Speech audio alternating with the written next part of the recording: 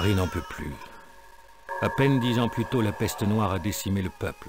Peut-être 80 000 Parisiens en sont-ils morts. Le roi Jean le Bon est prisonnier à Londres.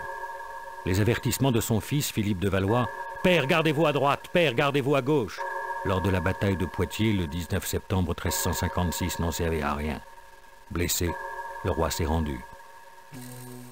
Pour payer sa rançon, on commence dès 1360 de frapper une monnaie d'or pour qu'il soit à nouveau franc, c'est-à-dire libre. C'est de cette monnaie qui vaut une livre que le franc tient son nom.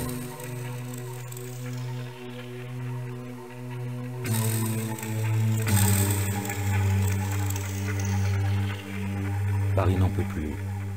Les marchés sont vides, les champs sont à l'abandon, les récoltes sont détruites, les marchandises sont pillées.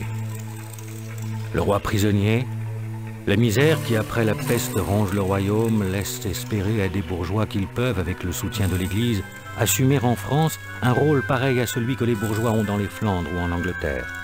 Étienne Marcel, riche drapier parisien dont la famille a compté plusieurs échevins dans la ville et que son éloquence a rendu populaire, est de ceux-là.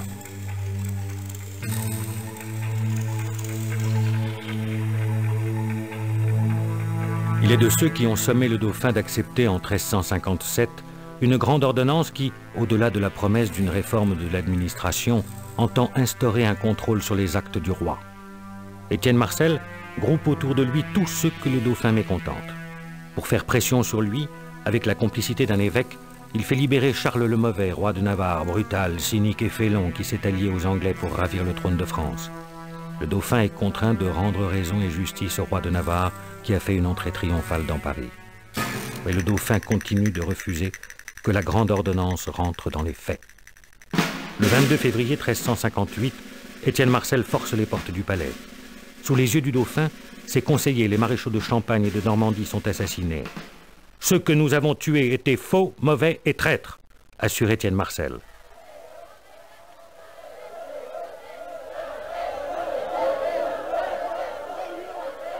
Pour apaiser la colère des Parisiens, le prévôt des marchands contraint le dauphin à coiffer un chaperon aux couleurs de Paris, ce qui suffit à convaincre le peuple qu'il a pris son parti. Le 14 mars, le dauphin prend le titre de régent du royaume.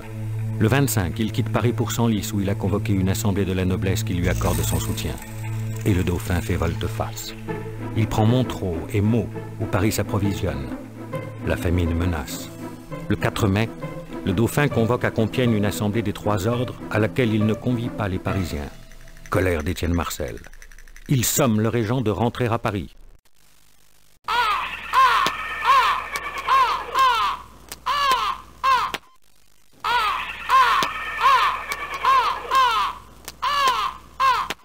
Désespérés, les paysans prennent alors les armes.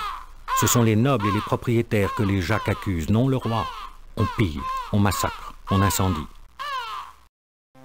Charles le Mauvais taille en pièces, pend et brûle vif ces Jacques qu'Étienne Marcel tente d'aider. Troublé que le prévôt des marchands de leur ville, capitale du royaume de France, puisse espérer le secours des armées de l'Angleterre et de la Navarre, troublé qu'il puisse nommer capitaine de la ville Charles le Mauvais qui prétend au trône de France avec le soutien des Anglais, les Parisiens, le 31 juillet 1358, exécutent Étienne Marcel et ses partisans. Le dauphin peut rentrer à Paris le 2 août et pardonner aux Parisiens.